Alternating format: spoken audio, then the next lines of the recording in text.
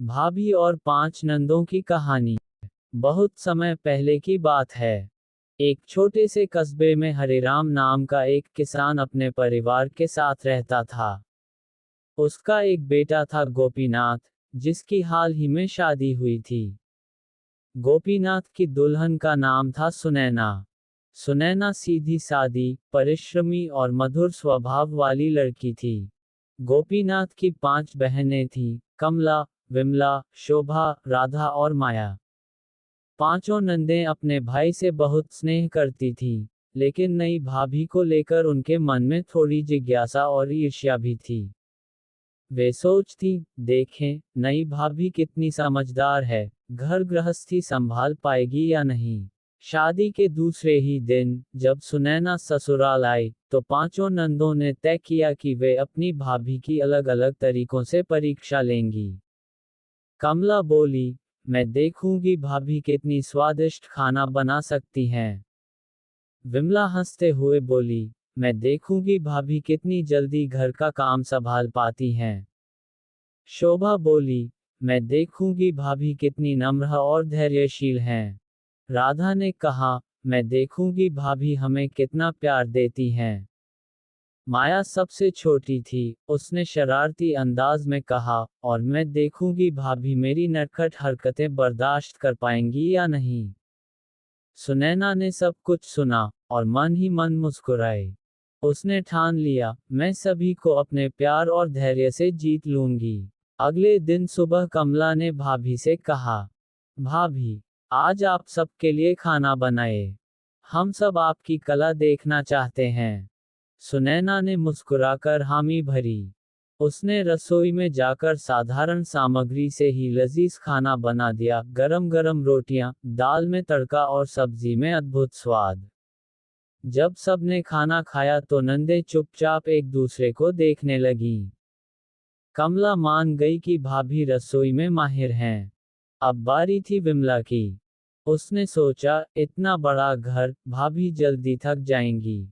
सुबह उसने भाभी से कहा, आज आप अकेली ही आंगन साफ कर दीजिए, कपड़े धो दीजिए और गाय को भी चारा डाल दीजिए। सुनैना ने बिना कुछ कहे, मुस्कुराते हुए सब काम निपटा दिया। उसने काम को बोझ नहीं, बल्कि घर की सेवा समझा। दिन ढलते ढलते घर चमचमा उठा। विमला दंग रह गई। शोभा थोड़ी तेज तर्रार थी। उसने जानबूझकर भाभी से कहा, भाभी, आपकी बनाई सब्जी में तो नमक ही नहीं है। फिर बोली, आपको काम करने की आदत ही नहीं है। ये सब सुनकर भी सुनैना ने मुस्कुराकर उत्तर दिया, शायद नमक सच में कम हो गया होगा, मैं अभी ठीक कर देती हूँ। उसकी कोमल वाणी और धैर्य देखकर शोभा का मन पिघल गया। उसने सोचा, भाभी सचमुच बहुत सहनशील हैं। राधा देखना चाहती थी कि भाभी उसे बेटी की तरह मानेंगी या नहीं। वह बीमार होने का बहाना करके बिस्तर पर लेट गई। सुनैना तुरंत उसके पास पहुंची, माथा सहलाया, हल्दी वाला दूध बनाया और प्यार से बोली, बहन, चिंता मत करो, तुम जल्दी ठीक हो जाओगी। राधा को लगा जैसे माँ का प्यार मिल गया हो। उसकी आंखों में आंसू आ गए। अब बारी थी सबसे छोटी नंद माया की। उसने भाभी की साड़ी छिपा दी, कभी उनकी चप्पल गायब कर दी। लेकिन सुनैना ने गुस्सा नहीं किया। उसने हंसते हुए कहा, अरे माया, तुम्हारी शरारतें तो घर में मिठास घोल देती हैं। ये सुनकर माया दौड़कर भाभी के गले लग गई। बदलता हुआ रिश्ता। धीरे धीरे पांचों नंदों को समझ आ गया कि उनकी भाभी सिर्फ गृहलक्ष्मी ही नहीं, बल्कि उनके लिए माँ जैसी, बहन जैसी और सखी जैसी हैं। वे हर काम में भाभी का साथ देने लगीं। सुनैना भी हर नंद के स्वभाव को समझकर उनसे घुल मिल गई। घर में कभी झगड़ा नहीं हुआ, बल्कि हंसी खुशी का माहौल बना रहा। एक दिन गांव में बड़ी पंचायत लगी। किसी ने झूठी अफवाह फैला दी कि सुनैना अपने ससुराल वालों से ठीक से पेश नहीं आती। कुछ लोग हरिराम से कहने लगे, बहू तो कामचोर है, और पांचों बेटियां भी दुखी रहती हैं।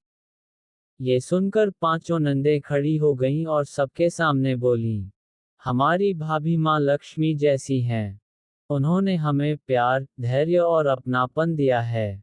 अगर कोई उन पर उंगली उठाएगा, तो हम सबसे पहले उनके पक्ष में खड़ी होंगी। गांव वाले चुप रह गए। सुनैना की आंखें भर आईं। उसने सोचा, आज मेरा परिवार सचमुच मुझे स्वीकार कर चुका है।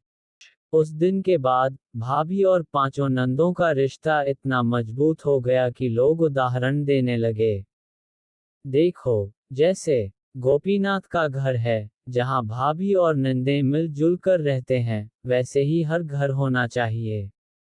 आपको ये कहानी कैसी लगी कमेंट में बताएं। इसी तरह के कार्टून वीडियो के लिए हमारे चैनल को सब्सक्राइब करें और वीडियो को लाइक करें।